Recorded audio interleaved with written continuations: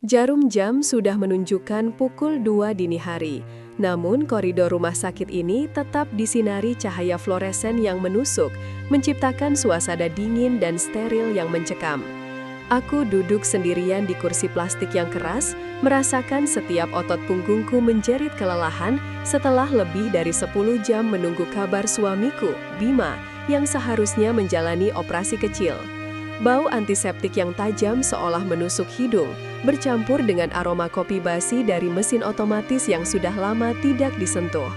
Mataku terus menerawang ke arah pintu ruang operasi, mencari pergerakan sekecil apapun, namun yang kudengar hanyalah keheningan berat yang sesekali dipecah oleh bunyi roda troli yang lewat jauh di ujung lorong. Setiap menit terasa seperti jam, dan kekhawatiran yang kurasakan semakin membesar, bukan hanya tentang kesembuhan Bima, tetapi juga tentang lamanya prosedur ini yang terasa tidak wajar untuk operasi yang dijanjikan sederhana. Tiba-tiba, keheningan itu terusik oleh langkah kaki yang tergesa-gesa, namun berusaha diredam, berasal dari balik tikungan koridor menuju ruang perawat. Muncul seorang perawat muda, seragam hijaunya terlihat terlalu besar di tubuh kurusnya, dan ia tampak jauh lebih pucat dari lampu neon di atas kepala kami. Matanya yang lebar dipenuhi ketakutan yang kentara, dan ia terus menoleh ke belakang, seolah dikejar bayangan. Dia tidak berjalan santai seperti perawat shift malam lainnya. Dia berlari kecil, langsung menuju tempatku duduk. Aku sempat berpikir ia akan menyampaikan kabar buruk tentang Bima, dan jantungku langsung berdebar keras, menyiapkan diri menghadapi apapun yang akan dikatakannya. Namun, dia berhenti tepat di depanku, wajahnya mendekat, dan aku bisa merasakan napasnya yang pendek dan cepat, menunjukkan kegelisahan yang mendalam sebelum akhirnya ia mengeluarkan suara yang hampir tak terdengar. Tanpa memberiku kesempatan untuk bertanya, tangan perawat itu mencengkram lenganku dengan kekuatan yang mengejutkan, jari-jarinya menekan kuat pada ototku. Dengan gerakan cepat, ia menarikku paksa dari kursi, menyeretku bersembunyi di balik pilar besar yang berdekatan dengan pot tanaman hias yang lusuh. Aku yang masih terkejut, hanya bisa mengikuti tanpa perlawanan, merasakan desakan adrenalin karena situasi yang tiba-tiba ini. Bibirnya nyaris menyentuh telingaku saat ia berbisik dengan suara tercekat, "Cepat Nyonya, bersembunyi. Saya harus menunjukkan sesuatu, tapi jangan bersuara apapun dan jangan pernah terlihat oleh siapapun di koridor ini." Kegelisahan perawat itu menular, seluruh tubuhku menegang, dan pikiran logisku langsung bertanya-tanya apa yang bisa menjadi begitu rahasia di rumah sakit sebesar ini hingga harus melibatkan aksi bersembunyi seperti ini. Ini jelas bukan prosedur medis biasa, dan aku tahu ini ada hubungannya dengan Bima. Setelah memastikan koridor utama sepi, perawat itu mengangguk ke arahku, memberi isyarat agar aku mengikutinya, dan kami mulai bergerak.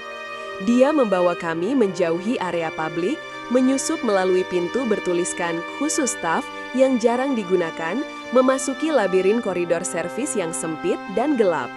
Dindingnya berwarna kusam, tidak sebersih koridor pasien, dan udaranya terasa pengap, berbau campuran debu, pembersih lantai kuat, dan karet tua. Suara langkah sandal kami yang lembut terasa sangat keras, dan aku harus berjuang menahan napasku agar tidak terlalu bising. Setiap belokan, setiap pintu yang kami lewati meningkatkan rasa panikku. Ini adalah bagian rumah sakit yang terlarang, sebuah tempat yang terasa seperti perut gelap sebuah rahasia. Aku hanya bisa berharap apapun yang akan ia tunjukkan kepadaku itu bukanlah pemandangan terburuk tentang kondisi suamiku yang sudah tak berdaya. Perjalanan sunyi itu akhirnya berakhir di sebuah area yang tampak seperti basement atau ruang bawah tanah, jauh dari hiruk-pikuk medis di atas. Kami berdiri di depan sebuah pintu baja berat, tebal, tanpa jendela, dan sama sekali tidak memiliki label apapun, hanya nomor kode yang terukir samar di sudut atas. Suasana di sini begitu sunyi, hanya ada dengungan rendah dari peralatan ventilasi yang tersembunyi di balik dinding beton. Perawat itu berhenti, mengambil napas dalam-dalam, dan tangannya sedikit gemetar saat ia merogoh saku, mengeluarkan kartu akses khusus yang ia gesekkan pada pembaca di samping pintu. Keengganan dan ketakutan yang terpancar dari wajahnya saat akan membuka pintu itu memberikan firasat dingin bahwa kami akan melanggar batas yang sangat serius. Bukan kamar operasi, bukan ICU, melainkan pintu baja misterius yang memegang kunci dari teka-teki mengerikan yang menyelimuti operasi Bima. Perawat itu menekan gagang pintu dengan hati-hati dan mendorongnya terbuka hanya selebar celah kecil, cukup untuk mengintip tanpa menimbulkan suara derit yang mencolok. Cahaya kuning yang hangat, sama sekali berbeda dari lampu putih steril rumah sakit, menyelinap keluar dari celah itu, diikuti oleh suara yang sangat tidak terduga. Bukan suara monitor jantung atau peralatan bedah, melainkan gumaman pelan, tawa tertahan, dan bunyi dentingan gelas. Aku merayap mendekat, menempelkan satu mata ke celah itu, dan apa yang kulihat di dalam langsung menghentikan detak jantungku dan membuat semua kekhawatiran tentang kesehatan Bima lenyap seketika, digantikan oleh gelombang kejutan dan pengkhianatan yang dingin. Suamiku, yang seharusnya sedang berjuang di meja operasi, tidak terbaring lemah.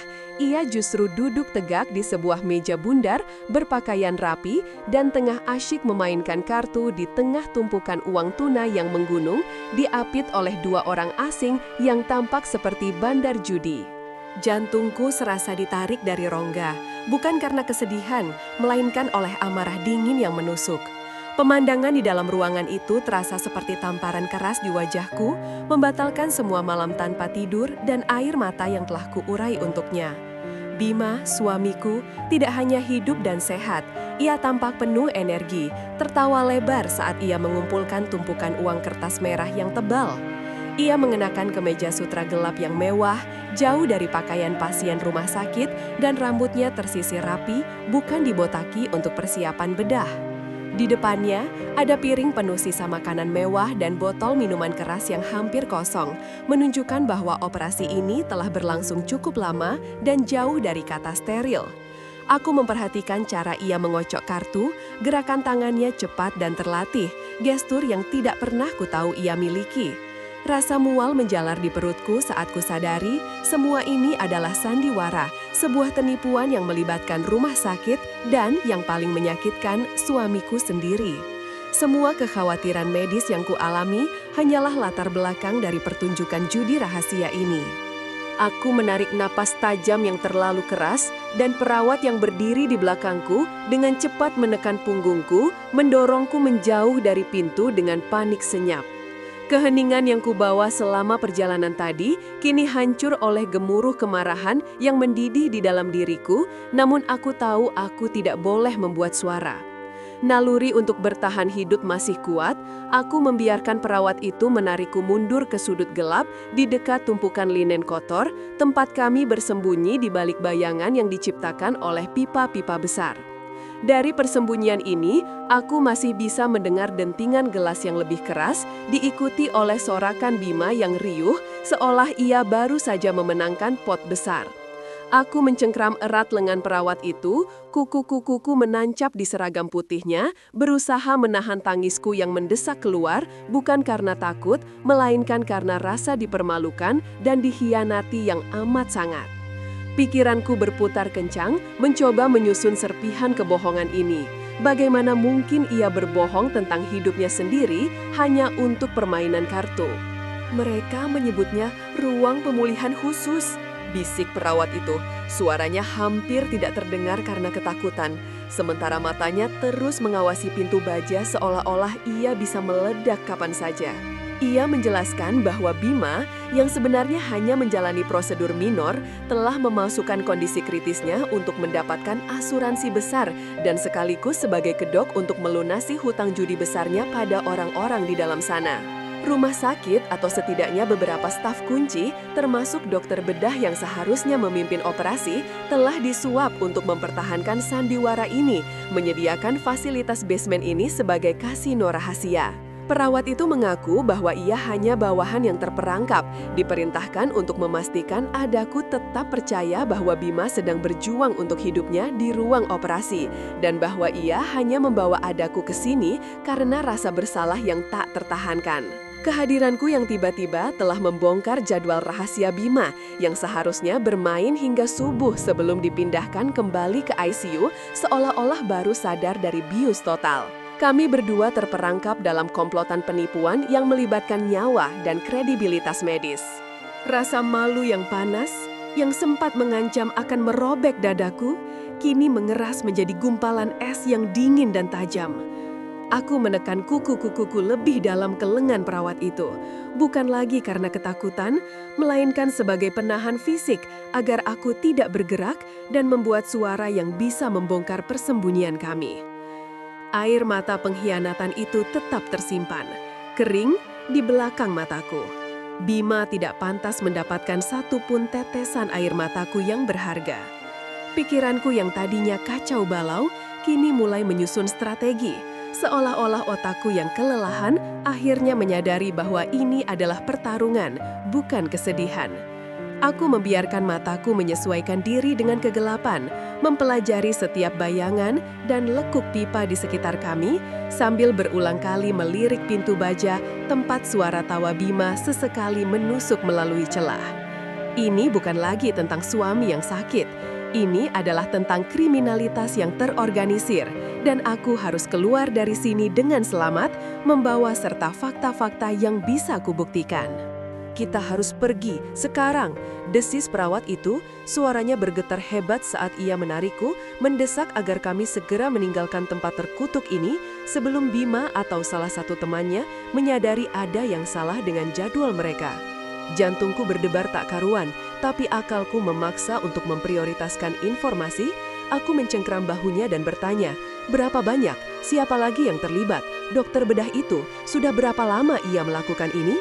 Perawat itu, dengan mata berkaca-kaca, menggelengkan kepalanya dengan panik, menjelaskan bahwa ia hanya tahu bahwa ini sudah berlangsung beberapa bulan dan bahwa dokter bedah kepala yang dijadwalkan untuk operasi Bima adalah otak di balik pengadaan ruangan kasino ini.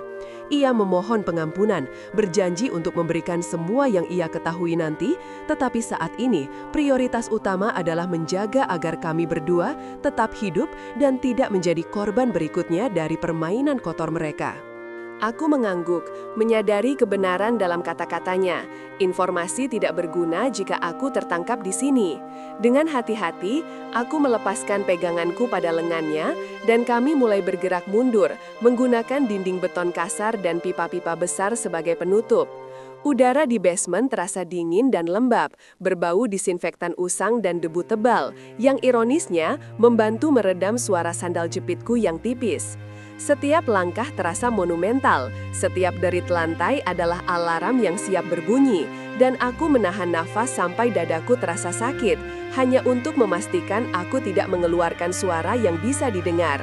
Kami melintasi labirin koridor bawah tanah yang berliku-liku, menjauh dari denting gelas dan sorakan palsu yang menghancurkan hatiku, menuju tangga servis yang hanya diterangi oleh lampu neon berkelap-kelip yang sudah usang.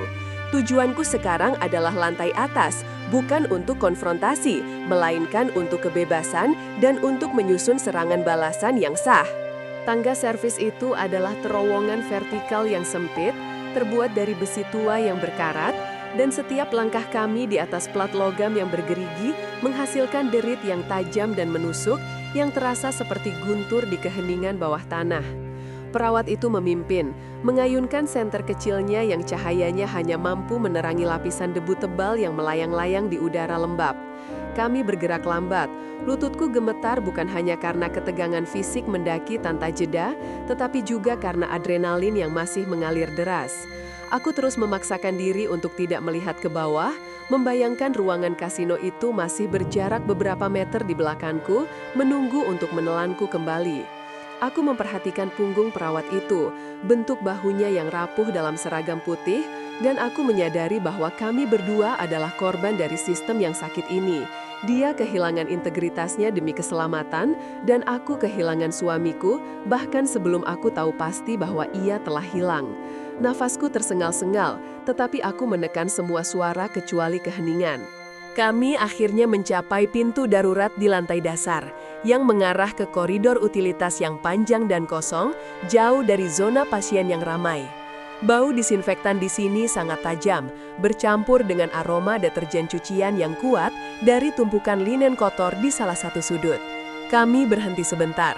Perawat itu memaksaku untuk menempel pada dinding berubin putih yang dingin, memastikan kami tidak terlihat. Koridor itu diterangi oleh lampu neon yang terang benderang, menciptakan bayangan panjang dan dingin yang terasa seperti pisau. Aku bisa mendengar suara dengungan mesin AC yang konstan, satu-satunya bukti kehidupan di area yang terasa seperti kuburan yang sangat bersih. Perawat itu menunjuk ke arah ujung koridor, ke sepasang pintu ganda yang ia yakini akan membawa kami ke dekat area parkir, rute yang paling jarang dipatroli pada jam larut malam ini. Perjalanan melintasi koridor utama adalah yang paling berisiko. Kami harus melewati area yang lebih terbuka yang sesekali dilewati oleh petugas kebersihan atau perawat shift malam yang letih.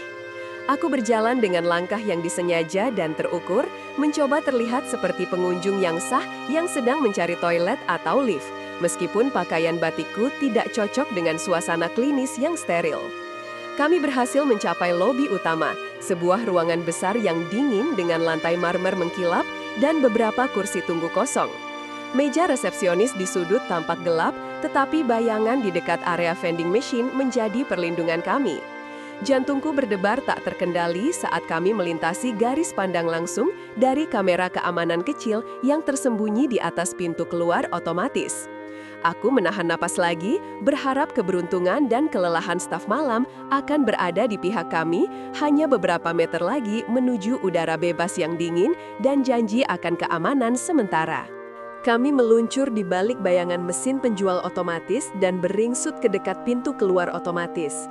Aku merasakan embusan udara malam yang dingin menyambutku, sebuah kontras yang mengejutkan dari udara klinis yang ber-AC di dalam.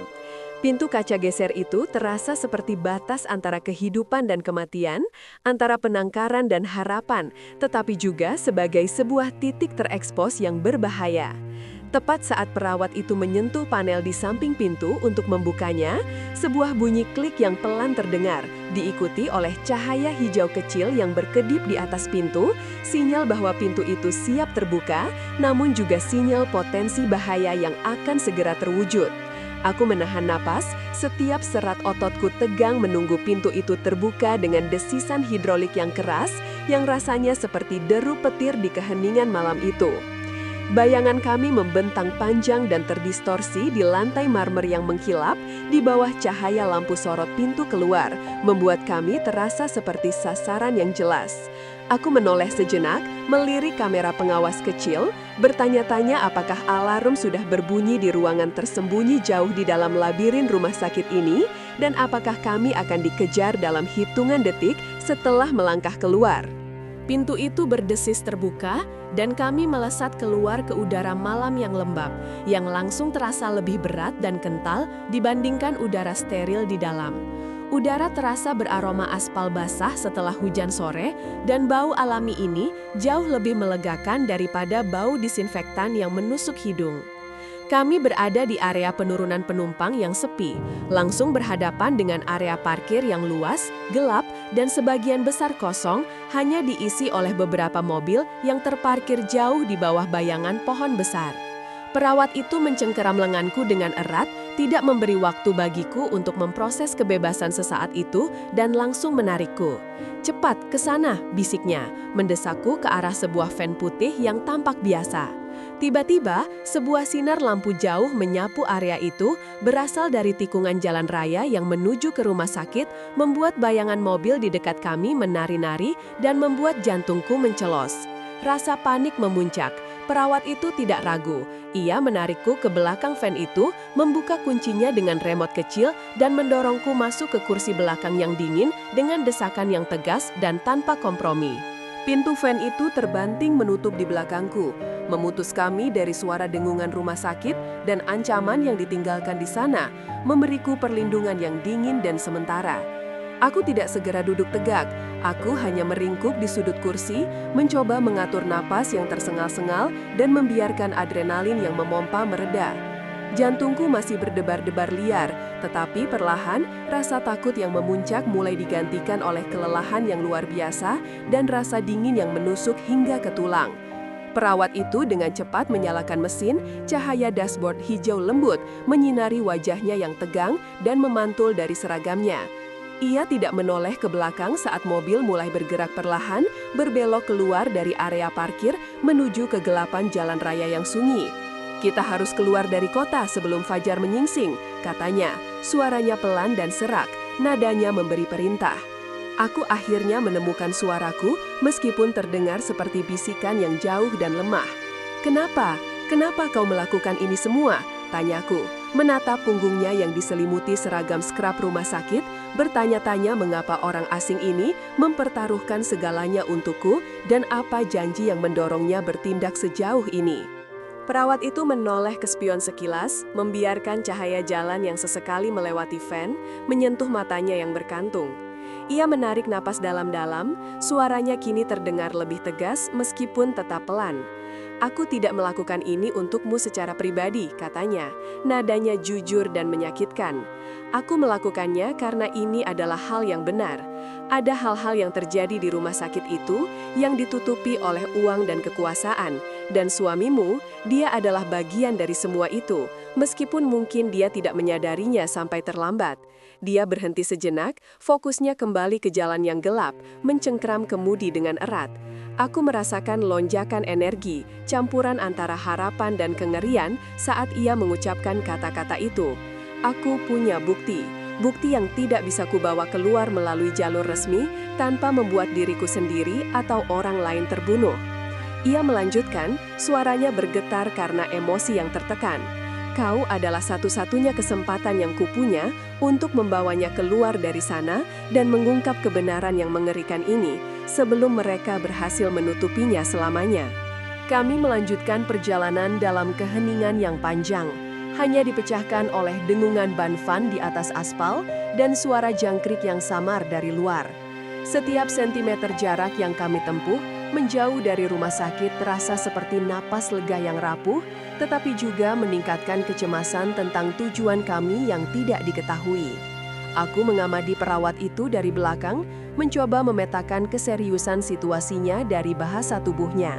Lehernya tampak kaku, dan dia menggenggam kemudi dengan cengkraman putih yang tegang. Ia tampak seperti prajurit yang kelelahan setelah pertempuran yang berat, bukan seperti perawat yang baru saja menyelesaikan shift malam. Aku menyadari bahwa ia telah meninggalkan seluruh hidupnya atau setidaknya pekerjaannya yang stabil di belakang, sama seperti aku terpaksa meninggalkan suamiku dan masa depanku yang kuharapkan. Kelelahan yang membebani tubuhku kini mulai berubah menjadi rasa sakit yang menusuk, dan aku menyandarkan kepala ke jendela yang dingin, membiarkan pola cahaya yang berkedip-kedip dari lampu jalan yang jarang meresap ke dalam pikiran yang kacau. Kami berdua adalah buronan sekarang, terikat oleh sebuah rahasia yang jauh lebih besar dari diri kami.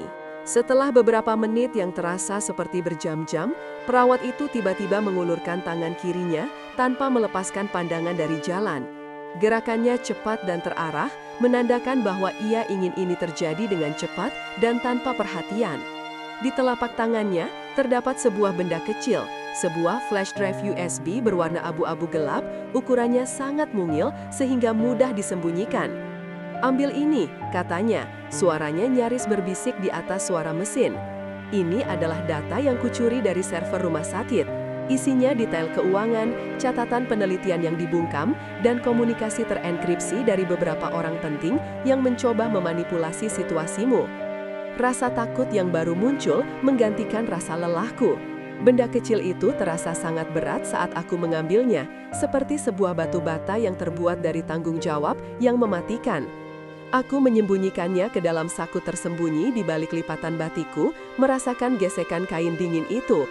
Ini bukan lagi sekedar pelarian, ini adalah misi yang berbahaya. Aku menatap punggungnya lagi, menyadari bahwa ia baru saja menyerahkan nasibnya dan nasibku ke dalam kendali sepotong plastik dan sirkuit yang rapuh ini. Setelah benda itu berpindah tangan, keheningan di dalam mobil terasa mematikan, lebih berat daripada suara dengung ban di aspal yang retak. Aku menekan flash drive kecil itu lebih dalam ke lipatan kain batikku, merasakan ujung plastiknya menekan kulit perutku. pengingat yang konstan dan tajam akan pertarungan kami. Jantungku berdebar tak beraturan, mencerminkan irama lampu rem yang berkedip setiap kali perawat itu sedikit memperlambat mobilnya. Aku yakin ia sedang mencari jalur keluar. Keheningan ini bukan ketenangan, itu adalah ruang hampa yang diisi oleh ketakutan yang terkonsentrasi dan antisipasi yang dingin. Aku mencoba menangkap pandangannya melalui cermin spion, tetapi perawat itu hanya menatap lurus ke depan. Matanya menjadi dua titik fokus yang keras, menyaring kegelapan malam dengan kewaspadaan yang tak pernah pudar. Ia tidak menunjukkan tanda-tanda kelegaan telah menyerahkan data, hanya determinasi yang dingin. Kami telah melewati batas yang tidak bisa ditarik kembali, dan kini kami melaju menuju kegelapan yang sama sekali tidak kuketahui. Aku menarik nafas dalam-dalam, berusaha meredakan getaran halus yang menjalar dari jari-jariku hingga ke bahu. Setelah sekitar 20 menit mengemudi dalam kebisuan yang menegangkan, perawat itu tiba-tiba membelokkan setir dengan tajam ke kanan, meninggalkan jalan utama yang beraspal mulus menuju jalan desa yang sempit dan berpasir, hanya diterangi oleh pantulan samar bulan yang kini mulai tenggelam. Mobil itu bergetar hebat saat melewati lubang-lubang yang tersembunyi dan bunyi kerikil yang terlindas terasa sangat keras di keheningan malam. Debu tebal mengepul di belakang kami, menciptakan tirai kerahasiaan sementara yang terasa rapuh.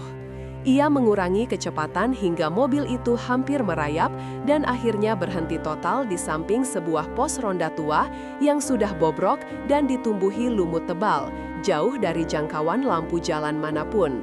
Aroma tanah basah dan daun kering segera merayap masuk melalui ventilasi. Kita harus menunggu di sini sejenak, katanya tanpa menoleh, suaranya kini sedikit lebih rileks, tetapi matanya terus memindai pepohonan di sekeliling. Aku menatap keluar, merasakan dinginnya malam merembes masuk, menyadari bahwa di tempat terpencil ini kami benar-benar sendirian, dan kerentanan kami terasa begitu nyata. Perawat itu mematikan mesin, membiarkan keheningan yang lebih dalam menyelimuti kami, hanya diselingi oleh suara jangkrik yang bersahutan dan daun yang berdesir tertiup angin. Ia kemudian memutar badannya sedikit ke arahku. Untuk pertama kalinya sejak kami melarikan diri, tatapannya kini lebih lembut namun tetap tajam. Rencananya adalah kita tidak bisa terus menggunakan mobil ini. Ini terlalu mencolok dan mereka mungkin sudah melacak sinyalnya, bisiknya. Suaranya penuh perhitungan dan dingin. Aku sudah mengatur sebuah kendaraan pengganti dan beberapa perlengkapan esensial di sebuah gubuk kecil sekitar 1 kilometer dari sini ke arah timur. Kita akan berjalan kaki. Kita harus meninggalkan semua yang berhubungan dengan rumah sakit, termasuk kunci mobil ini. Tidak ada jejak yang boleh tersisa. Mendengar kata-kata mereka dan melacak membuatku merinding. Aku merasa seolah-olah mata tak terlihat sedang mengawasi kami dari balik bayangan hutan. Aku mengangguk pelan, berusaha menyerap setiap instruksi karena aku tahu bahwa kelangsungan hidup kami sekarang bergantung pada ketepatan rencana yang ia susun dengan cermat. Sebelum membuka pintu mobil, aku kembali menyentuh saku batikku, meyakinkan diriku sendiri bahwa flash drive itu masih ada, dingin dan tidak bergerak. Itu adalah jimat kematian dan harapan kami yang pahit. Perawat itu mengulurkan ransel kecil berwarna gelap dari kursi belakang, ransel yang tampak seperti tas hiking biasa, namun terasa berat dan menyerahkannya kepadaku. Di dalamnya ada beberapa air, makanan energi, dan peta kasar. Ingat, hanya ini yang kita miliki. Ikuti aku dan jangan mengeluarkan suara apapun, bahkan jika kamu merasa takut. Perintahnya dengan nada otoritas yang tenang yang membuatku merasa sedikit lebih aman. Aku menarik napas, merasakan aroma logam dan debu di udara malam yang beku, mempersiapkan diri untuk gerakan fisik yang akan datang. Ketika pintu mobil terbuka, suara derit engselnya terasa memekakkan telinga hutan yang dalam, dan aku melangkah keluar, menyambut udara dingin yang menusuk. Langit di timur mulai memucat, mengubah hitamnya malam menjadi abu-abu kebiruan yang suram, menandakan bahwa kami harus berpacu dengan waktu sebelum matahari terbit sepenuhnya. Kami segera bergerak. Perawat itu memimpin dengan langkah yang cepat dan terukur. Tubuhnya yang ramping bergerak seperti bayangan yang akrab dengan kegelapan. Aku berjuang untuk mengikutinya. Setiap langkah yang kuambil terasa asing dan sulit. Sandal tipisku tidak cocok untuk tanah hutan yang lembab dan ditutupi akar yang menjulur. Dinginnya udara menggigit kulit kakiku, tetapi adrenalin menenggelamkan rasa sakit itu. Kami menyimpang dari jalan setapak dan masuk lebih dalam ke pepohonan yang rapat, di mana cahaya abu-abu kebiruan di timur hampir tidak mampu menembus kanopi yang tebal. Aku terus memegangi tali ransel itu erat-erat, satu-satunya penghubung fisikku dengan realitas yang sekarang terasa seperti mimpi buruk. Suara nafas kami yang dangkal dan terengah-engah adalah satu-satunya gangguan dalam keheningan hutan yang membeku, dan aku berjanji pada diriku sendiri untuk tidak membuat suara lain. Setiap dahan yang patah di bawah kakiku terasa seperti tembakan di kesunyian pagi yang genting. Tepat ketika kami mulai merasa sedikit aman karena jarak yang tercipta, suara dari belakang membuat jantungku mencelos. Itu adalah deru mesin mobil yang jauh, disusul oleh suara pintu mobil yang dibanting dengan keras, terlalu dekat, terlalu jelas, menandakan bahwa mereka sudah menemukan mobil yang kami tinggalkan. Perawat itu langsung membeku, tangannya terangkat ke belakang, memberikan isyarat universal untuk berhenti dan diam. Kami berdua meringkuk di balik semak besar yang lebat. Napas kami ditahan, mendengarkan dengan kegelisahan saat suara-suara pencarian mulai terdengar lebih dekat, diselingi oleh samar-samar suara radio komunikasi yang terputus-putus. Rasa takut yang nyata dan dingin merayapiku, bukan lagi rasa cemas abstrak, tetapi teror yang konkret. Mereka benar-benar memburu kami, dan mereka hanya berjarak beberapa ratus meter dari posisi kami. Aku meremas flash drive di saku, menyadari bahwa benda kecil ini adalah alasan kami dihadapkan pada bahaya yang mematikan ini, mendoakan agar semak-semak ini cukup tebal untuk menyembunyikan kami dari mata yang mencari. Setelah ketegangan mereda sedikit dan suara-suara itu menjauh, kami melanjutkan perjalanan, kini bergerak lebih lambat dan jauh lebih hati-hati, mengikuti jalur yang berkelok-kelok di antara pohon-pohon besar. Aku mencoba menirukan keanggunan perawat itu, namun kelelahan mulai membebani tubuhku, terutama pada betis dan punggung. Kemudian, seperti yang kutakutkan, kakiku tergelincir pada lumpur licin yang tertutup lumut, dan aku terjatuh. Sikuku menghantam akar pohon dengan keras. Meskipun aku berhasil menahan suara teriakan, rasa sakit menusuk itu berhasil membuatku terkesiap, dan ransel itu terlepas dari genggamanku dan terguling sebentar. Perawat itu langsung menoleh ke belakang, tatapannya tajam dan menghukum, namun ekspresinya melunak ketika melihat wajahku yang pucat dan mata yang berkaca-kaca. Dia bergegas kembali, meraih ransel itu dengan satu gerakan cepat dan membantuku berdiri tanpa mengucapkan sepatah kata pun, hanya memberikan anggukan singkat yang mengharuskan aku untuk lebih kuat dan menahan rasa sakit. Aku mengangguk kembali, rasa malu dan terima kasih bercampur menjadi satu, dan kami kembali bergerak. Perjalanan terasa tak berujung, tetapi setelah apa yang terasa seperti selamanya, udara tiba-tiba berubah. Aroma tanah basah dan daun busuk yang selama ini mendominasi berganti dengan bau samar, manis, dan akrab, bau asap kayu bakar yang sangat lemah, sebuah aroma yang hanya tercium oleh hidung yang terbiasa dengan hutan. Itu adalah tanda kehidupan, atau setidaknya tanda tempat berlindung. Kami harus berada sangat dekat dengan gubuk yang perawat itu sebutkan. Segera setelah bau itu tercium, perawat itu mengangkat tangan kanannya, berhenti total, dan mencondongkan tubuhnya ke depan seolah-olah dia adalah pemangsa yang sedang mengintai mangsanya. Ketegangannya sangat menular. Meskipun kami dekat dengan tujuan, bahaya terbesar mungkin terletak pada beberapa langkah berakhir, di mana kejutan atau jebakan mungkin menanti. Aku membiarkan mataku menyapu sekeliling, mencari bentuk atap atau dinding buatan manusia di antara vegetasi yang padat, merasakan secercah harapan yang rapuh, disertai peringatan keras untuk tetap waspada dan siap melarikan diri jika diperlukan. Aku membiarkan mataku menyapu sekeliling, mencari bentuk atap atau dinding buatan manusia di antara vegetasi yang padat, merasakan secercah harapan yang rapuh, disertai peringatan keras untuk tetap waspada dan siap melarikan diri jika diperlukan. Perawat itu menahan napasnya selama beberapa detik yang terasa abadi, lalu dia perlahan-lahan mulai bergerak maju lagi, kakinya menapak dengan hati-hati seolah-olah dia sedang berjalan di atas pecahan kaca. Aku mengikuti, menjaga jarak yang sangat dekat. Mataku tidak pernah meninggalkan punggungnya yang tegang. Kemudian, melalui celah sempit di antara dedaunan pakis besar, aku melihatnya. Sebuah bentuk geometris yang tidak alami di tengah kekacauan hutan, sebuah gubuk kecil. Dindingnya terbuat dari kayu yang sudah lapuk, atapnya ditutupi ijuk tebal, dan warnanya menyatu sempurna dengan lumut hijau tua dan coklat tanah, membuatnya hampir tidak terlihat jika bukan karena bau asap yang samar. Itu tampak seperti gubuk pemburu yang terabaikan, primitif namun solid, menawarkan janji perlindungan yang sangat kuharapkan. Jendela kecil di samping ditutupi oleh tirai kain lusuh, dan tidak ada jejak kaki yang jelas menuju pintu, menunjukkan bahwa tempat ini sangat jarang dikunjungi atau sengaja disembunyikan dengan baik. Aku mencoba mengunci lokasi spesifik ini dalam ingatanku, memperhatikan pohon-pohon besar yang menjadi penanda visual. Secercah harapan hangat mulai menyebar di dadaku, melawan ketegangan syaraf yang masih menuntut kewaspadaan penuh. Namun rasanya, kami sudah memenangkan pertempuran kecil ini. Perawat itu memberikan isyarat tangan yang jelas, "Tunggu," dan dia bergerak cepat namun tanpa suara menuju pintu gubuk. Pintu itu, meskipun tampak tua, dibuka dengan hati-hati tanpa menghasilkan derit sedikit pun.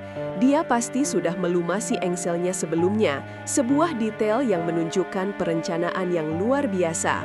Aku berdiri di tempatku, jantung berdebar kencang di telingaku, setiap suara ranting patah atau gesekan daun terasa sangat mengancam saat aku sendirian di antara pepohonan.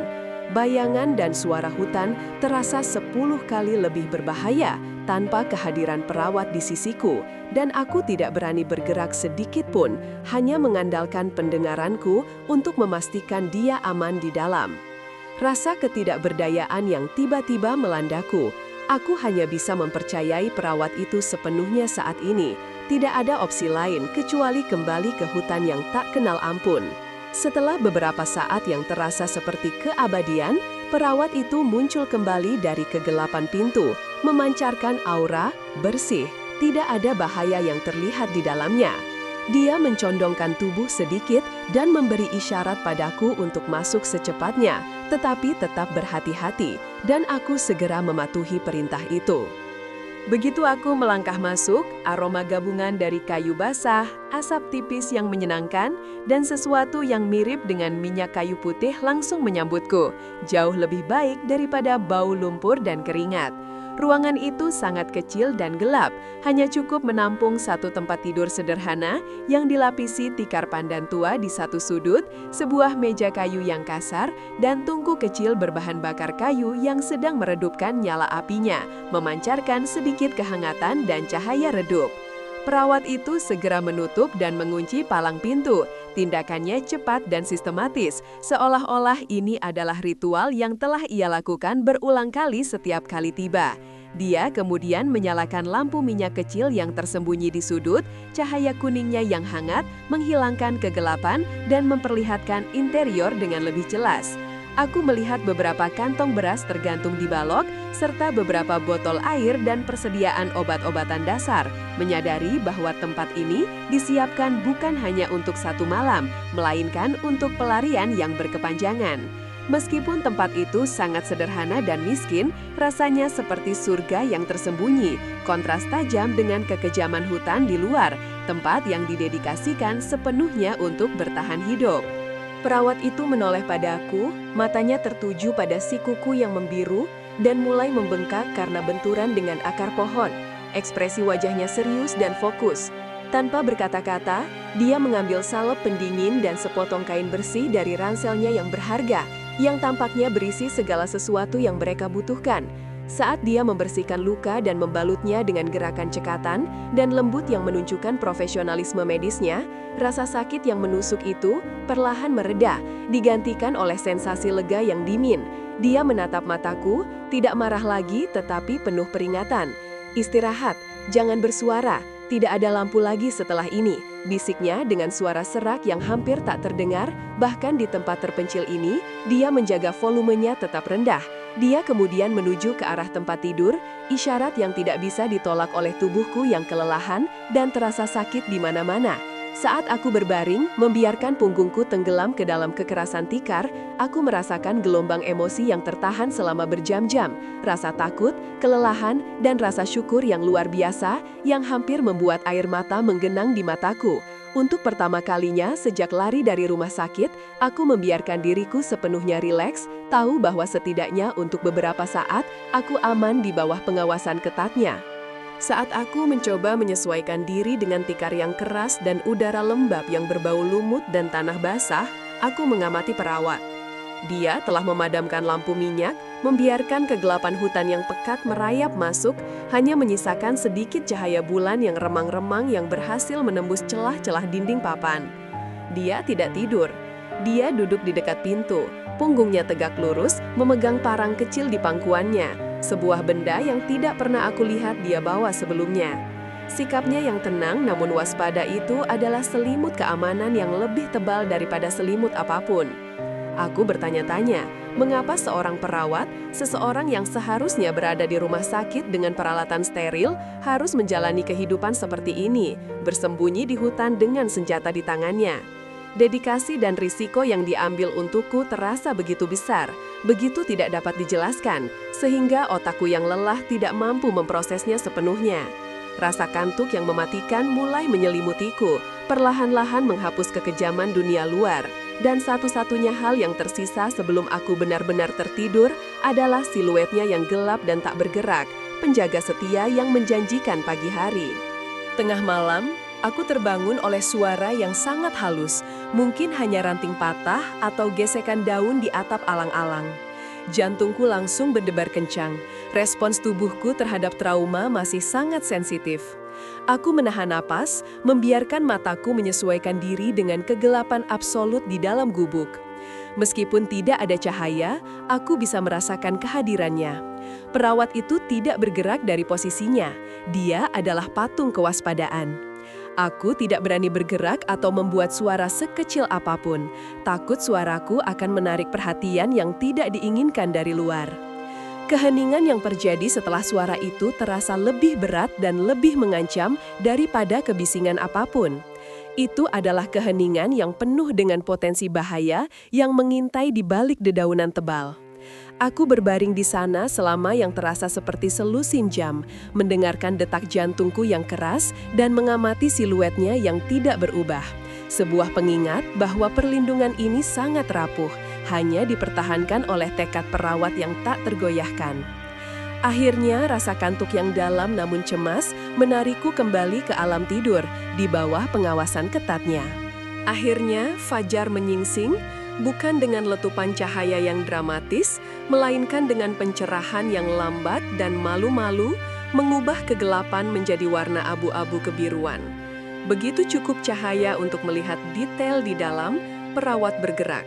Gerakannya ekonomis dan senyap, setiap tindakan memiliki tujuan. Dia dengan hati-hati melepaskan salah satu kantong beras yang tergantung di balok atap, dan mulai menyiapkan makanan kecil di atas kompor spiritus mini yang hampir tidak mengeluarkan asap, bubur nasi tipis yang dicampur dengan air.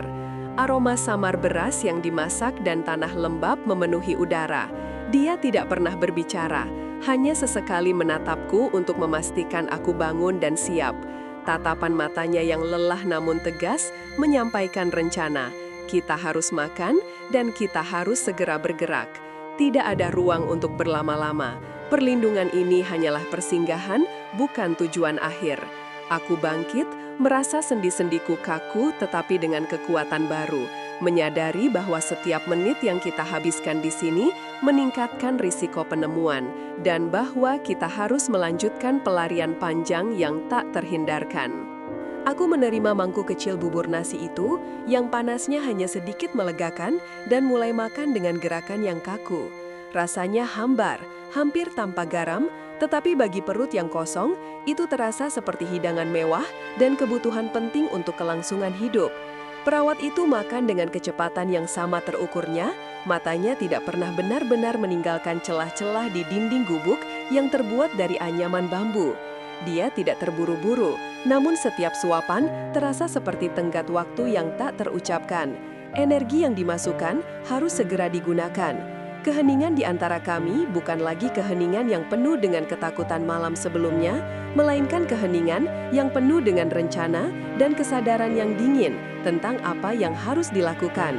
Aku memperhatikan urat-urat yang menonjol di tangan perawat saat dia memegang mangkok, sebuah bukti fisik dari beban tanggung jawab yang dia pikul. Setelah menghabiskan setiap butir terakhir, sebuah kekuatan baru muncul di kakiku, bukan kekuatan penuh, tetapi tekad yang cukup untuk mengambil langkah berikutnya.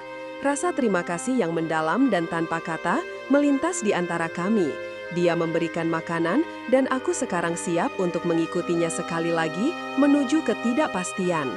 Setelah sarapan, perawat dengan hati-hati memadamkan api kompor spiritus dan membungkus sisa perbekalan kami yang sebagian besar hanyalah air minum yang tersisa. Dia tidak meninggalkan jejak, membersihkan setiap remah atau tanda yang mungkin menunjukkan bahwa ada orang yang pernah singgah di tempat itu. Itu adalah kehati-hatian yang berlebihan, lahir dari pengalaman yang mendalam akan pengejaran. Dia kemudian mendekati celah terbesar di dinding dan, dengan gerakan yang nyaris tidak terdeteksi, mengintip keluar. Wajahnya, yang biasanya tegas, menunjukkan sedikit kerutan saat dia menilai kabut pagi yang masih menggantung rendah di antara pepohonan. Kabut itu adalah pedang bermata dua. Ia menawarkan perlindungan visual, tetapi juga bisa menahan suara, membuat bahaya lebih sulit dideteksi sampai terlalu dekat. Sebelum kami melangkah keluar, dia memutar kepalanya dan menatapku, tatapan terakhir yang menusuk. Itu bukan pertanyaan, melainkan peringatan diam-diam bahwa begitu kami keluar, tidak akan ada jalan untuk kembali. Aku mengangguk, merasakan adrenalin mulai mengalir deras, siap untuk menghadapi dinginnya udara luar dan ancaman yang mungkin menanti di balik tirai putih tipis itu. Kami menyelinap keluar, satu demi satu, dan udara dingin serta lembab pagi itu langsung menusuk kulitku yang hangat, memaksa nafasku keluar dalam embusan kecil. Kabut tebal menyambut kami, menyelimuti hutan dengan tudung putih yang membuat jarak pandang berkurang drastis, mengurangi pepohonan menjadi siluet yang tidak jelas dan hantu. Perawat bergerak dengan keahlian yang menakutkan, berjalan di antara akar-akar pohon besar dan semak-semak lebat tanpa membuat suara yang tidak perlu. Dia tampak menyatu dengan ketenangan hutan yang basah. Setiap langkahku terasa terlalu keras dan canggung, setiap ranting yang patah di bawah sandalku terasa seperti tembakan yang membelah keheningan. Kami harus berjalan dalam jarak yang sangat dekat, hampir bersentuhan, karena jika kami terpisah sejengkal saja, kabut bisa menelan salah satu dari kami sepenuhnya, menghilangkan perlindungan visual dan emosional kami. Aku memaksa diriku untuk hanya fokus pada punggung perawat, pada pola batik yang sedikit memudar, yang menjadi satu-satunya jangkarku di tengah kekacauan kabut dan ketakutan. Udara berbau tanah basah, lumut, dan sedikit bau busuk dari dedaunan yang membusuk, yang ironisnya terasa seperti bau kebebasan yang berbahaya. Medannya dengan cepat berubah menjadi lebih sulit, menanjak curam di beberapa tempat, dan kemudian langsung merosot ke lembah berlumpur yang dipenuhi akar-akar pohon yang licin dan berkelok-kelok. Perawat tidak pernah mengeluh atau menunjukkan tanda-tanda kesulitan. Dia melewati rintangan dengan ketangkasan dan fokus luar biasa, selalu mencari pijakan yang paling stabil dan menghindari genangan air yang paling dalam. Beberapa kali aku hampir terpeleset ke dalam lumpur tebal yang bisa memperlambat kami secara fatal, tetapi dia selalu entah bagaimana merasakan kesulitanku tanpa perlu melihat dan menjulurkan tangan untuk memberikan dukungan singkat dan kuat yang menarikku kembali. Komunikasi kami hanya melalui isyarat tangan kecil, tepukan lembut di bahu untuk berhenti, lambaian cepat ke bawah untuk berjongkok dan bersembunyi. Meskipun kelelahan fisik mulai membebani bahuku dan paru-paruku terasa sakit karena usaha keras, pikiran untuk beristirahat terasa lebih berbahaya daripada melanjutkan perjalanan ini. Kami bergerak maju, langkah demi langkah, membiarkan hutan menelan jejak kami, mengandalkan setiap bayangan dan setiap lekukan tanah untuk menyembunyikan kami dari mata yang mengawasi, bergerak dengan kecepatan yang lambat dan menyiksa. Kelelahan ini bukan hanya sekadar rasa pegal di kaki, melainkan rasa sakit menusuk yang mulai mengganggu kewarasanku, mengubah setiap tetes keringat menjadi cairan dingin di punggungku. Tiba-tiba, perawat mengangkat tangannya tinggi-tinggi. Isyarat yang tidak pernah dia gunakan sebelumnya, dan aku langsung membeku di tempat. Jantungku berdentum keras seperti drum yang ditabuh cepat. Dia menoleh sedikit ke belakang, hanya menggerakkan matanya yang tampak sangat lelah namun tajam, dan memberikan tatapan peringatan untuk tetap diam sebelum dia perlahan berputar menuju sisi bukit yang lebih berbatu. Aku mengikuti dengan hati-hati, menemukan bahwa medan berbatu ini jauh lebih stabil, tetapi juga lebih terbuka, memaksa kami untuk bergerak sangat dekat ke tanah. Setelah merangkak di bawah deretan semak duri yang rendah, kami mencapai cekungan gelap di antara dua batu besar yang diselimuti lumut tebal, seperti mulut gua kecil yang tersembunyi. Perawat dengan cepat menyelinap masuk, dan aku mengikutinya, merasakan kelegaan sesaat saat kegelapan lembab menelan kami, menjanjikan perlindungan visual yang sempurna dari kabut dan dari mata yang mungkin mencari. Ini adalah perlindungan sementara, tetapi terasa seperti surga setelah jam-jam penuh ketegangan itu, memungkinkan kami menarik napas dalam-dalam untuk pertama kalinya. Di dalam cekungan batu yang sempit itu, udara terasa dingin dan kental, berbau jamur dan tanah mineral, tetapi kegelapan total ini sungguh melegakan. Aku segera bersandar pada dinding batu yang basah, berusaha mengatur napas yang tersengal-sengal, membiarkan otot-otot pahaku berkedut dan bergetar sejenak. Namun, perawat tidak mengizinkan kami beristirahat sepenuhnya. Dia bergerak tanpa suara ke mulut gua, berlutut, dan dengan hati-hati mengintip keluar melalui celah kecil di antara semak-semak. Kepalanya yang tertutup sanggul berantakan itu hanya bergerak sedikit. Telinganya tegang mendengarkan suara-suara di luar yang teredam oleh kabut dan dedaunan. Keheningan hutan terasa menindas, hanya diselingi oleh tetesan air yang jatuh dari atap gua dan dengungan serangga yang tak terlihat. Aku mengikuti arah pandangannya, meskipun aku tidak bisa melihat apa-apa selain warna putih abu-abu kabut tebal, dan aku menyadari bahwa keheningan itu sendiri adalah ancaman terbesar kami. Karena itu berarti kami tidak tahu seberapa dekat pengejar kami. Setelah apa yang terasa seperti waktu yang sangat lama, perawat perlahan menarik diri dari celah itu, berbalik menghadapku dalam kegelapan. Matanya, yang biasanya memancarkan fokus yang dingin dan profesional, kini tampak basah oleh kelelahan dan ketakutan yang mendalam, sebuah retakan yang belum pernah aku lihat sebelumnya. Dia tidak mengucapkan sepatah kata pun, namun ekspresi matanya berbicara ribuan kata tentang bahaya yang baru saja kami hadapi dan ketidakpastian yang menanti. Dia hanya mengangguk kecil, memberikan izin tak terucapkan bagiku untuk sedikit bersantai, dan kemudian mengeluarkan sebuah botol air kecil dari tasnya, membaginya di antara kami dalam keheningan yang penuh makna. Air itu terasa dingin dan menyelamatkan di tenggorokanku yang kering. Dalam momen singkat berbagi kerentanan ini, kami terikat bukan hanya oleh pelarian, tetapi oleh ketakutan kolektif yang sama. Ketakutan terhadap apa yang akan terjadi jika rencana kami gagal, dan ketakutan akan orang-orang yang mengejar kami yang tidak kami lihat.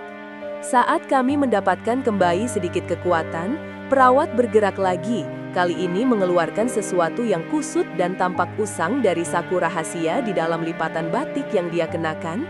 Itu adalah sebuah peta kecil, mungkin peta topografi daerah pegunungan ini.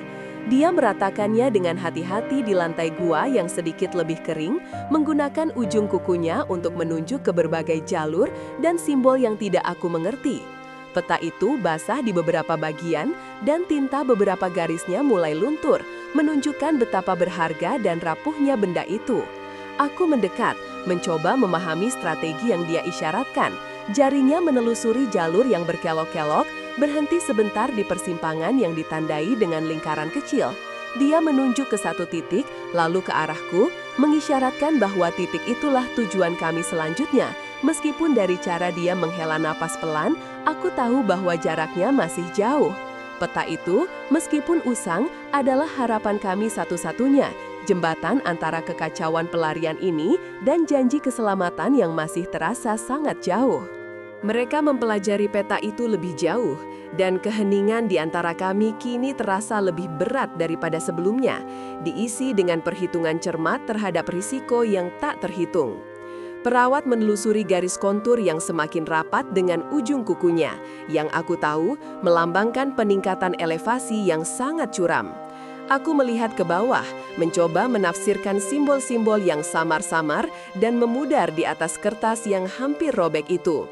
Aku menyadari bahwa bagian perjalanan yang paling sulit bukanlah jaraknya, melainkan elevasi yang curam dan persimpangan yang ditandai dengan silang merah kecil yang mengisyaratkan bahaya atau pengawasan yang lebih intens di sana. Jari perawat berhenti di satu jalur sempit yang terlihat seperti celah di antara tebing batu. Dia menatapku, matanya menyampaikan pesan tanpa perlu diucapkan. Jika kami tertangkap di jalur sempit ini, tidak akan ada jalan untuk berbalik. Keheningan gua yang kami bagi kini terasa menindas, diisi dengan bahaya yang ditunjukkan oleh selembar kertas tua yang rapuh ini. Bau tanah lembab dan lumut semakin kuat saat kami membungkuk, menelan kami ke dalam perlindungan semu ini. Perawat kemudian mengambil sepotong arang kecil yang entah dari mana ia dapatkan, dan dengan hati-hati membuat garis putus-putus baru, sebuah alternatif rute yang jauh lebih panjang, tetapi mungkin lebih aman. Aku menghela napas, menyadari betapa berisiko setiap keputusan kecil yang kami ambil dalam pelarian ini. Setelah peta dilipat dan disembunyikan kembali dengan aman ke dalam lipatan batik yang usang, kami tahu bahwa saatnya telah tiba untuk bergerak, mengorbankan keamanan sementara demi kemajuan yang harus dilakukan. Perawat mencondongkan tubuh ke depan, mendekati ambang gua, mendengarkan dengan saksama setiap suara aneh yang mungkin datang dari malam di luar. Tidak ada suara selain dengungan serangga hutan yang konstan dan dinginnya udara pegunungan yang menusuk, yang terasa sangat berbeda dari kelembapan di dalam gua. Meninggalkan keamanan gua yang gelap, meskipun hanya bersifat sementara, adalah tindakan yang membutuhkan keberanian besar. Karena itu, berarti kembali ke tempat terbuka di mana kami rentang terhadap pengejaran. Setiap ototku terasa tegang mengantisipasi bayangan atau suara langkah kaki yang bukan milik kami. Kami merangkak perlahan menuju pintu masuk, tubuh kami terasa kaku dan perih karena kelelahan dan posisi yang lama tidak berubah. Saat kami mencapai ambang gua, cahaya bulan sabit yang tipis menyaring melalui pepohonan, menampakkan siluet hutan yang gelap dan padat di depan kami. Dinginnya embun malam langsung menempel di kulitku. Perawat memberiku isyarat tegas untuk tetap di belakangnya. Nalurinya sebagai penyintas jauh lebih tajam daripada naluriku yang kini dipenuhi kebingungan. Kami mulai bergerak menaiki lereng curam. Setiap langkah diperhitungkan dan sangat hati-hati, mengikuti rute baru yang lebih panjang. Tanah licin di bawah kaki, sisa-sisa hujan sebelumnya, dan akar-akar pohon besar menjadi jebakan tersembunyi yang harus kami hindari agar tidak menimbulkan suara sekecil apapun. Aku mengikuti sosok perawat dari dekat, mataku terpaku pada bayangannya yang bergerak cepat dan efisien menembus semak-semak lebat. Ia meluncur melalui rintangan yang membuatku harus berjuang mati-matian. Keheningan kami sangat mutlak.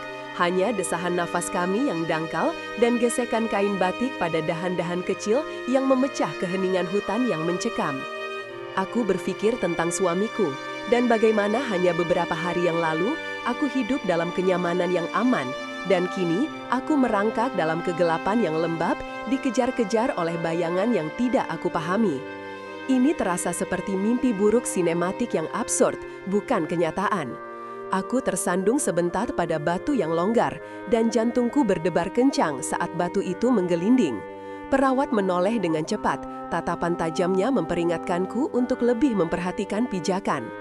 Kami harus bergerak lebih cepat, namun tetap tanpa suara, sebuah paradoks yang terasa mustahil di medan yang menantang ini dan menambah lapisan stres baru pada pelarian kami yang melelahkan. Pendakian curam itu merenggut sisa tenaga yang kumiliki. Paru-paruku terasa seperti terbakar dan otot kakiku gemetar tak terkendali karena regangan yang berlebihan. Aku mengikuti perawat hingga kami mencapai punggungan kecil yang menawarkan jeda sesaat dari tanjakan tanpa akhir. Di sana, di bawah kanopi pohon yang sangat gelap, kami berhenti dan aku langsung membungkuk, menopang tubuhku dengan lutut sambil terengah-engah untuk menghirup oksigen yang tipis. Perawat, meskipun napasnya juga sedikit memburu, tampak tidak terpengaruh. matanya tetap waspada memindai sekeliling seperti predator yang beristirahat sejenak namun tetap siap siaga. Aku sempat berpikir untuk duduk di tanah yang lembab dan menyerah. Beban emosional dan fisik terlalu besar untuk dipikul oleh tubuhku yang biasa hidup nyaman. Ketika aku mendongak, tatapan perawat yang dingin dan tanpa celah mengingatkanku bahwa istirahat ini hanyalah ilusi. Kami hanya punya beberapa detik dan aku harus memaksakan diri untuk berdiri tegak lagi, memaksakan udara dingin masuk ke dalam paru-paru yang terasa perih. Perawat berbalik dan mendekatiku. Wajahnya hampir tidak terlihat dalam kegelapan yang pekat dan berbisik dengan suara yang sangat rendah dan mendesak, hampir tidak terdengar. Mereka tahu rute lama kita tidak bisa berhenti lama. Aku ingin mengajukan 1000 pertanyaan. Siapa mereka? Mengapa suamiku? Tetapi kata-kata itu tercekat di tenggorokanku. Hanya rasa takut murni yang tersisa. Perawat hanya menatap tajam ke arah lembah di bawah, seolah-olah ia bisa melihat menembus kegelapan. Tiba-tiba, di tengah keheningan hutan yang mencekam, terdengar suara samar dari kejauhan, mungkin gonggongan anjing yang teredam, atau suara mesin yang bergerak lambat. Suara yang jauh, namun cukup jelas untuk membuat bulu kuduk berdiri dan mengkonfirmasi ketakutanku yang paling buruk. Suara itu menandakan bahwa pengejaran itu nyata dan terorganisir. Energi dingin dari teror baru memompa adrenalin ke dalam tubuhku yang kelelahan, memaksa setiap sel sarafku untuk berfungsi dalam upaya bertahan hidup yang mendadak terasa genting. Tanpa menunggu reaksiku, perawat menarik tanganku, isyarat tanpa kata untuk segera melanjutkan, kali ini dengan kecepatan yang lebih mendesak. Kami mulai menuruni sisi lain punggungan, pergerakan ini jauh lebih sulit dan licin karena tanahnya yang berpasir dan longgar. Aku harus berhati-hati agar tidak terpeleset atau jatuh yang bisa menghasilkan suara bencana. Setelah beberapa menit bergerak cepat menuruni bukit, kami mencapai dasar jurang kecil yang ditutupi oleh batu-batu sungai yang kering dan licin. Perawat memberi isyarat bahwa ini adalah jalan yang aman. Berjalan di atas batu dan dekat dengan aliran air kecil akan membantu menutupi jejak kaki kami dan menyulitkan anjing pelacak untuk mengendus aroma kami. Aroma lembab lumut dan tanah basah yang dingin kini menggantikan bau tajam daun mati di hutan. Berjalan di atas batu yang tidak stabil membutuhkan konsentrasi total, tetapi setidaknya langkah kami sekarang menyatu dengan bunyi gemericik aliran air kecil yang mengalir di kejauhan, menawarkan ilusi perlindungan dari ancaman tak terlihat yang kini semakin mendekat. Menekuk lutut dan menjaga keseimbangan di atas batu-batu licin yang dilapisi lumut adalah tugas yang menyiksa bagi kakiku yang sudah lelah, namun rasa takut akan suara pendaratan yang keras adalah motivator terbaik. Setiap langkah harus dipertimbangkan dengan cermat. Batu-batu itu terasa dingin, lembab, dan sering bergoyang, mengancam akan menjatuhkanku ke dalam air yang dangkal tetapi berisik.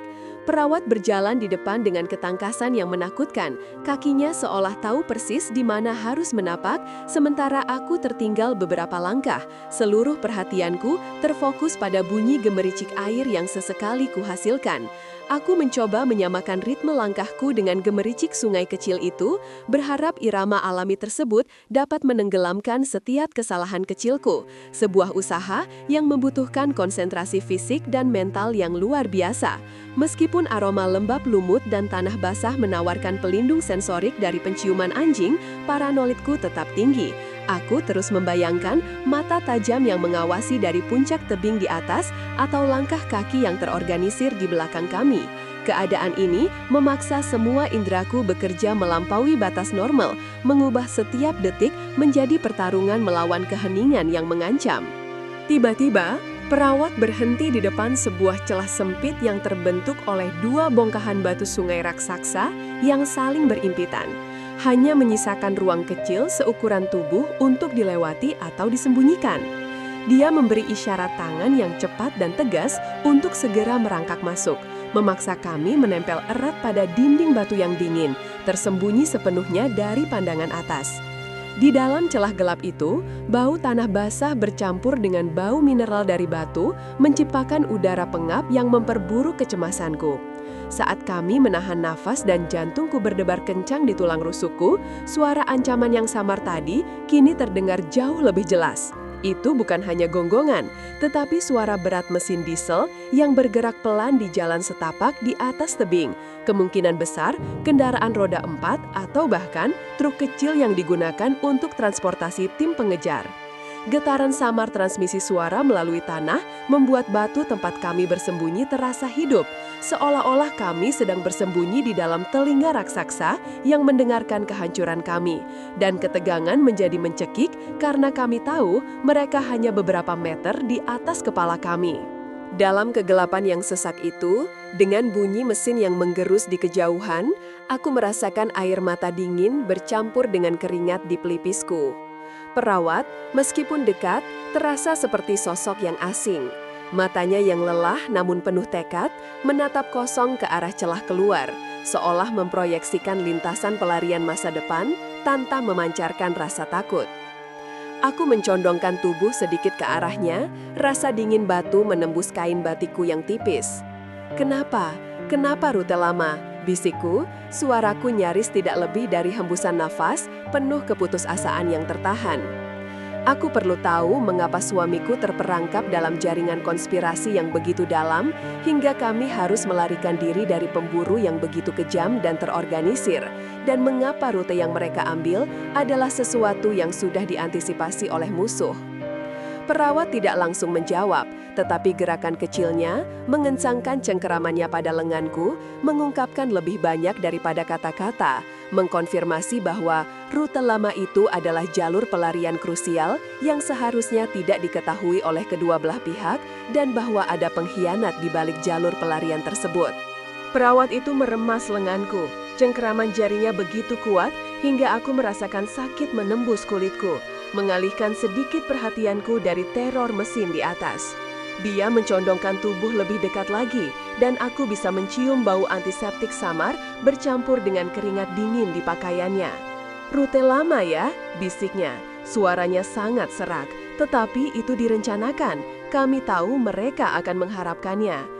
Dia menjelaskan dengan mata yang tidak pernah meninggalkan celah di atas bahwa rute itu sengaja digunakan sebagai umpan, jebakan yang diharapkan akan mengungkap pengkhianat di jaringan suamiku. Namun, ada masalah dalam eksekusi, entah waktu kami yang terlambat atau kecepatan pergerakan mereka yang tidak terduga, jebakan itu kini justru menjadi perangkap bagi kami. Suara mesin di atas berderak dan menggerus lagi, kali ini lebih lambat dan lebih berat, seolah kendaraan itu sedang berhenti atau berbelok ke posisi parkir. Getarannya membuat gigiku bergemelituk. Rasa takutku kini bercampur dengan pemahaman pahit bahwa kami bukan hanya korban, tetapi pion dalam permainan yang jauh lebih rumit dan mematikan yang diatur oleh suamiku. Tiba-tiba, suara mesin diesel yang bergetar itu meredup, bukan secara bertahap, melainkan berhenti secara tiba-tiba, meninggalkan keheningan yang jauh lebih mengancam daripada deru mesin sebelumnya. Keheningan yang baru ini terasa tebal dan menyesakkan, seolah-olah udara itu sendiri sedang menahan napas. Ini adalah keheningan yang dipenuhi oleh antisipasi predator yang siap menyerang. Aku bisa mendengar tetesan air yang lambat di batu di dekat wajahku dan detak jantungku sendiri yang menggema keras di ruang sempit ini memperburuk paranoia. Perawat itu tidak bergerak sama sekali, namun matanya yang waspada kini tidak lagi menatap kekosongan, melainkan fokus pada titik tertentu di kegelapan di atas kami, menunggu sinyal yang tidak terlihat.